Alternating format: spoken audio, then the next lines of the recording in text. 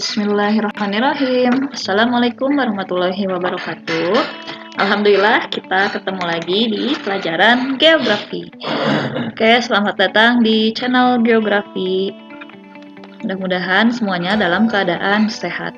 Oke, kali ini kita akan membahas tentang pembagian tipe-tipe iklim.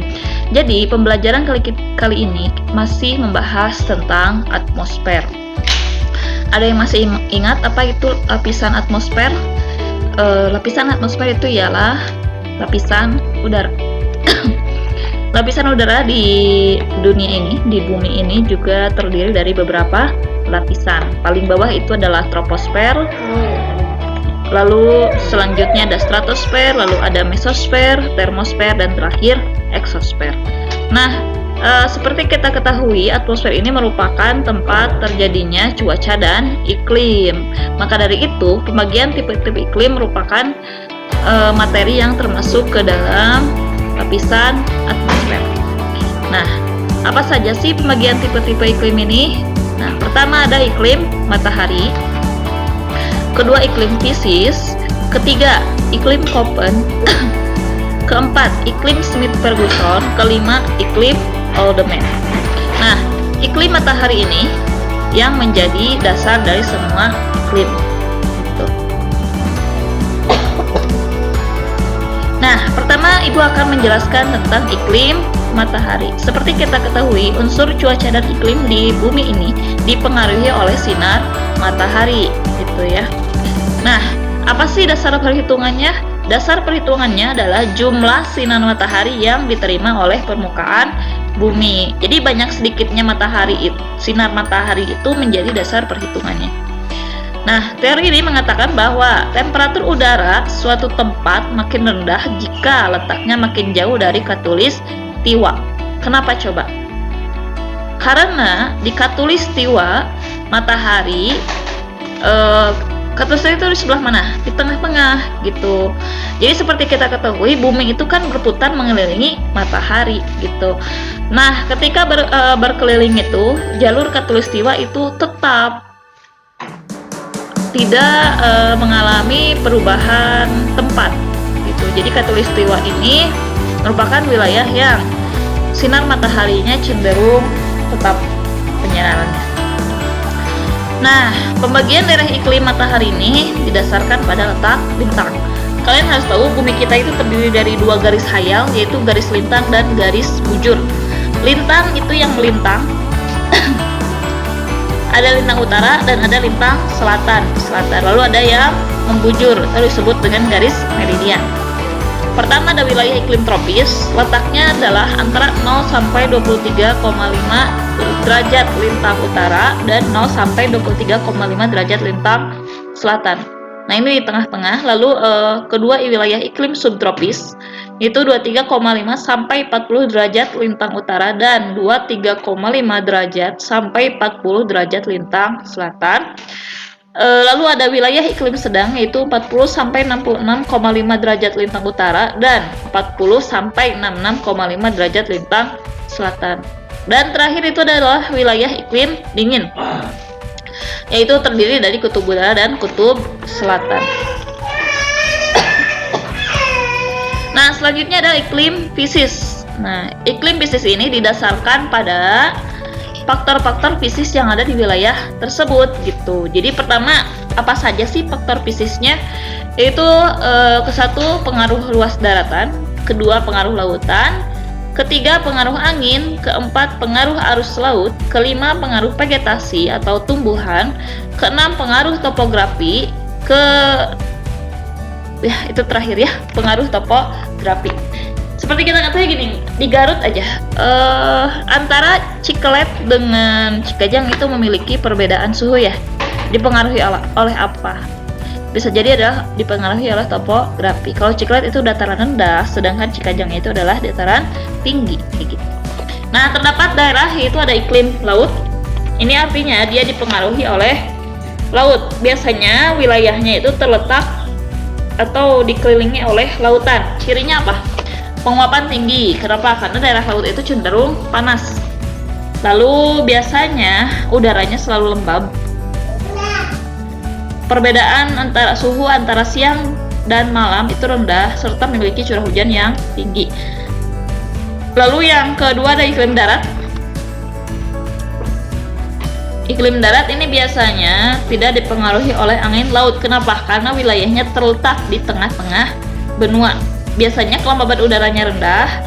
Perbedaan suhu antara siang dan malam sangat mencolok. Contohnya seperti gurun. Sehingga memungkinkan adanya padang rumput. Lalu ada iklim gunung. Nah, ini biasanya terdapat di dataran tinggi. Nah, tadi contohnya seperti Cikajang. Lalu ada iklim musim. Ini terdapat di daerah yang dilalui oleh angin musim. Contohnya di kita ya. Ada musim hujan dan musim kemarau. Selanjutnya, ini ada iklim Köppen. Siapa penemunya atau yang mengklasifikasikannya? Itu adalah Köppen ya. Nah, didasarkan pada kondisi temperatur dan curah hujan. Lalu untuk mengidentifikasi wilayah iklimnya itu Köppen menggunakan simbol huruf besar dan huruf kecil. Nah, ini pembagiannya. Pertama ada iklim A. Iklim A ini yaitu iklim khatulistiwa atau disebut juga dengan iklim tropis. Terdiri atas AF dan AW. Sebetulnya ada satu lagi AM. Jadi ada AF, AM, AW. AF itu iklim hutan hujan tropis. Berarti ini curah hujannya sangat tinggi. Nih, makanya dia terbentuknya adalah hutan tropis seperti di Kalimantan, Sumatera. Lalu ada AM, iklim musim. Ini biasanya terbentuknya hutan musim. Lalu terakhir AW, kering. Yaitu curah hujannya rendah gitu. Maka yang terbentuk adalah iklim sabana tropis. Sabana itu apa? Padang rumput yang diselingi oleh pohon gitu. Lalu selanjutnya ada iklim B. Oh ya, iklim A itu contoh negaranya adalah Indonesia.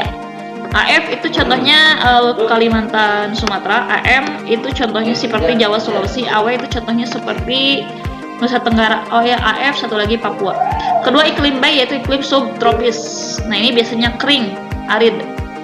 Ada BS dan BWS. Stepa itu padang rumput tanpa diselingi oleh pohon gitu. Jadi padang rumput aja. Jadi sepanjang yang kelihatan itu sampai ujung itu semuanya padang rumput. Jadi nggak ada pohonnya.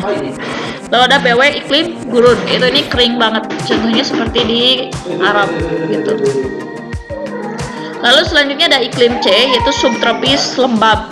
Ada CF dan CW. Ini tanpa musim kering, kalau ini dengan musim panas ya. Lalu ada iklim D, ini disebut juga dengan iklim sedang kontinental. Kalau ini dipengaruhi lautan, ini dipengaruhi oleh daratan gitu ya. Ada DF dan DW sama. Lalu yang kelima ada iklim E, iklim Arktik atau iklim salju. Ada ET dan EF. Tundra, ada tundra, ada taiga. Tundra itu lumut, kalau taiga itu hutan berdaun jarum. Lalu ada EF, itu iklim es abadi ya, permafrost gitu ya. Oke, next. Nah, ini ada peta World Map of Köppen Geiger Climate Classification, artinya klasifikasi iklim dunia menurut Köppen. Lihat. Ini AF biru di mana? Nah, ini yang disebut dengan khatulistiwa. Ini dia masuknya iklim tropis. Nah, ini subtropis. Ini sedang. Ini dingin. Ya, ini kutub. Kayak gitu. Sama ke bawah juga. Nah, ini berarti subtropis. Yang merah-merah ini subtropis B. Ini C, lihat. Nah, ini dipengaruhi oleh lautan ya, lihat di pinggir-pinggir. Lalu ada D warna ungu. Nah, ini dipengaruhi oleh daratan. Kayak gitu. Lihat ya, letaknya ini dia di tengah-tengah benua. Lalu ada E. Nah, ini ada EF dan ET. ET berarti tundra. Ini masih ada tumbuhan berupa lumut. Kalau ini udah salju abadi ya. Ini kebayang ya sama kalian, kayak gitu ya. Nah, ini masih D. Nah, ini pengaruh daratan. Lautan ini dia biasanya di pinggir-pinggir. Nah, kayak gini, ini kayak gitu. Next ada iklim Smith-Ferguson. Nah, ini ditentukan oleh curah hujan. Cara menentukannya bagaimana? Nah, Nah, ini tentukan nilai Q, yaitu tingkat kebasahan, persentase, jumlah bulan kering atau MD dibagi jumlah bulan basah atau MW. Jadi month dry dibagi month wet dikali 100%. Ya. Apa itu bulan kering? Bulan kering itu ialah bulan yang curah hujannya kurang dari 60 mm. Lalu apa itu bulan basah? Yaitu bulan dengan curah hujan lebih dari 100 mm. Ada juga bulan lembab, yaitu bulan dengan curah hujan antara 60 sampai 100. Nah, nanti akan dihasilkan Q. Nanti dari Q itu maka ditentukan tipe curah hujan. Nah, ini penggolongannya ada A, basah banget, ini basah, ini C agak basah,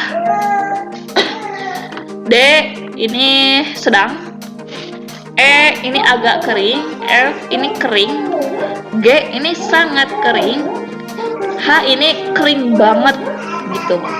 Jadi dari A sampai H itu dari sangat basah banget sampai H sangat kering banget gitu. Nanti akan menentukan hutan-hutannya. A itu hutan tropis, B juga, C ini agak basah jadi musim masuk musim, D hutan musim. Nah, E, F itu dia hutan sabana, lalu GH bisa jadi ini stepa atau padang ilalang. Lalu selanjutnya ada iklim Oldemay. Nah, ini jarang dipakai kalau di sekolahan ya, biasanya sampai tadi aja Smith-Ferguson, tapi ini untuk pengenalan. Ini mirip dengan Smith-Ferguson. Penentuannya ditetapkan pada jumlah jumlah bulan basah dan bulan kering secara berturut-turut yang dikaitkan dengan sistem pertanian.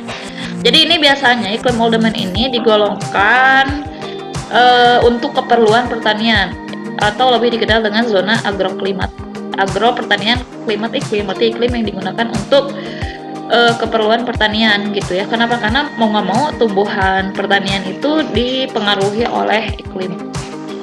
Oke. Alhamdulillah penjelasan Ibu cukupkan sekian, bisa dipahami kan semuanya. Mudah-mudahan dapat dipahami oleh kalian dan semoga ilmunya bermanfaat. Jangan bosan untuk bertanya. Ibu tunggu pertanyaannya di WhatsApp grup. Hatur nuhun karena perhatosannya. Terima kasih atas perhatiannya. Insya Allah see you next time. Lebih baik menanggung perihnya belajar daripada menanggung perihnya hidup karena kebodohan. Itu kurang lebih quotes menurut kata Imam Syafi'i ya. Jadi mending perih heula ayeuna daripada nanti kalian perih menanggung hidup karena kebodohan. Oke, cukupkan sekian. Assalamualaikum warahmatullahi wabarakatuh.